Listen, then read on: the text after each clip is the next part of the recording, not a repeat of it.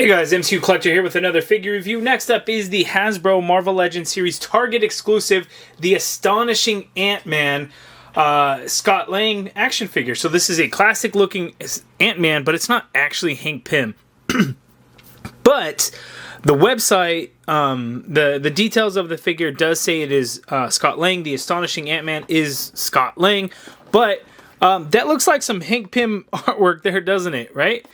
Very classic looking artwork in the background, the same thing from the side. But this is supposed to be Scott Lang, which is, I think, why, you know, he's a bulkier version of the figure that we had gotten before in the vintage Wave 2.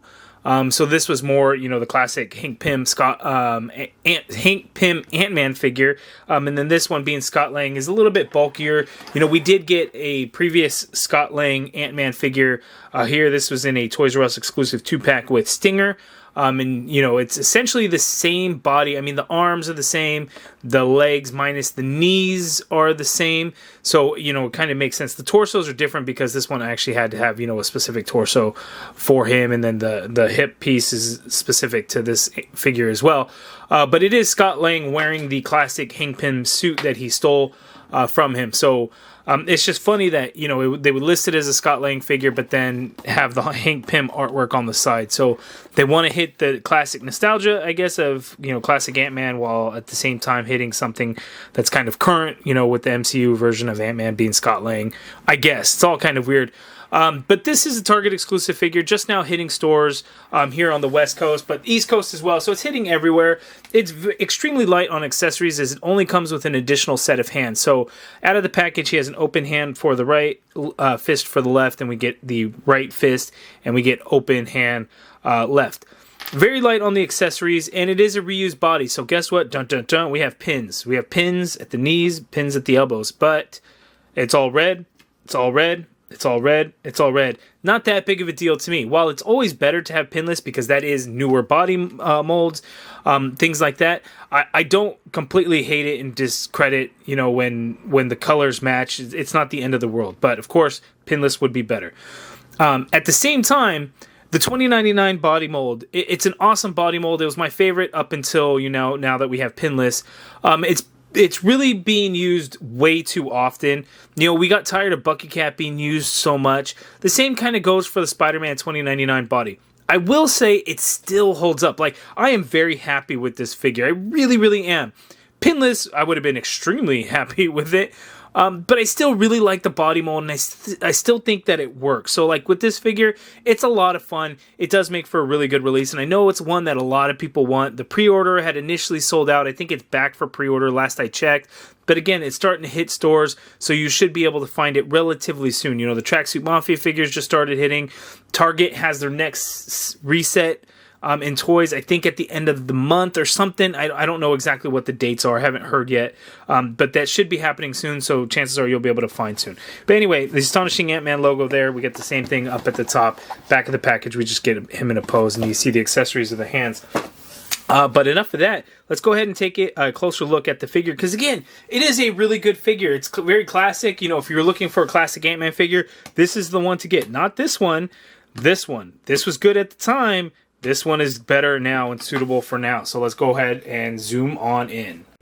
Okay, so here is a zoomed in look. I wanted to make sure I got the antenna in for the helmet. Just a quick side-by-side comparison when you look at the two helmets. Just a more realistic, I guess, head size. You know, it's not so high up on the neck and everything like that. And then you could see that whereas, you know, some of this may have been a separate piece. It may have all been kind of one. It looks like this jaw piece was kind of a separate piece on there.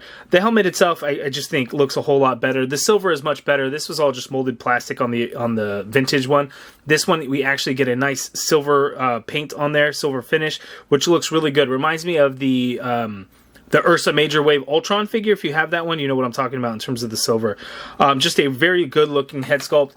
Even the face underneath looks really good. We got a nice suitable color for the lips instead of something that's like too red that looks like he's wearing lipstick or anything like that, which a lot of the figures, unfortunately, are kind of going through. Like, if you look at the Norman Osborn head sculpt for the MJ and Green Goblin 2-pack, VHS 2-pack, yikes. But that head sculpt looks really good. I really like it. Again, the silver is really nice. The antenna are pliable. They're not going to break or fall off or anything like that. But yeah, looking at it, just came out looking really, really good. In terms of the figure, we get this nice shiny black over here around the collar and in the front. We get this belt here with that silver design. It is not the same belt that we had seen before because this belt would not fit on this new body because it is a bit of a bulkier body. The blue tights around his hips are definitely different. We just get the straight up trunks as opposed to a shorts design. Looking at the design of the gloves there, all pretty good. Essentially the same exact colors. Right, the reds are just slightly off, but almost the same. And then here, because we do get a cap swivel this time, you have the red and blue that are separate as opposed to something that was painted there. But yeah, as you can see, same design. Oh, although we don't get a black stripe down the back, so that could be, you know, a little bit of a flaw in the design there, and not adding in the black stripe on the back. But yeah. There's the comparisons. I will do another, you know, standing side-by-side comparison along with the future Ant-Man and then the black and red suit for Scott Lang. But there we go. And again, just extra one set of extra hands, no other accessories. I'm not sure what other accessories we could have gotten. They have ant like giant ants, you know, that came with like the MCU version or something. Even a big ass ant would have been really cool to get. Unfortunately, we didn't get anything, so we cheaped out a little bit, unfortunately. But now let's go ahead and check out his articulation. Okay, Ant-Man's articulation. The head is on a disc hinge, so he can actually look down that much, which is fantastic. He can look up that much, which is really good. You get the full rotation in there. Not really a whole lot of pivot going on in the neck. The shoulder you can get to go straight on out like so. You can get a full rotation in there. We do have the butterfly joint in there, so that was a little stiff and I got it to crack back so you can get to go back that much. Crossbody you can get a fair amount, as you could see there. There is the upper bicep swivel in there. We do have a double jointed pinned elbow, but again, it's all red, so it doesn't bother me as much. Pinless is still better. I always got to reiterate that because everyone will be like, oh, well, we got old body mold.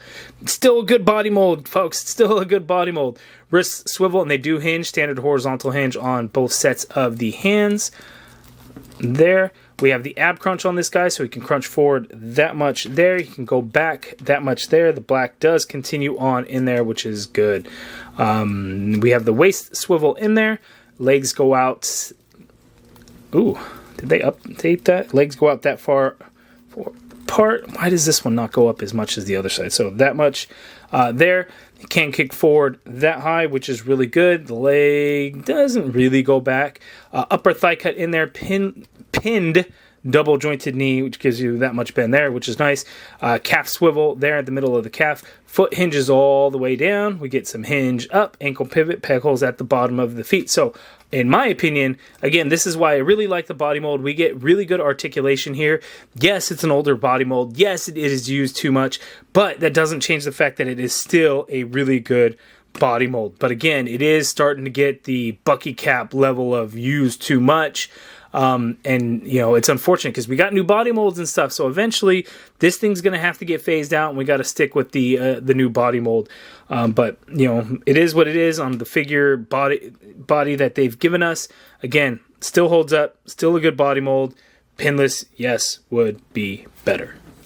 You guys are in for a treat. I don't usually do this, and I actually finished filming the review and like, you know what, maybe people want to see this head on this figure. I don't typically do head swaps because I just don't ever think about them. I'm not one to kind of kit bash around and do things like that, but I think this is one that people are probably going to want to see.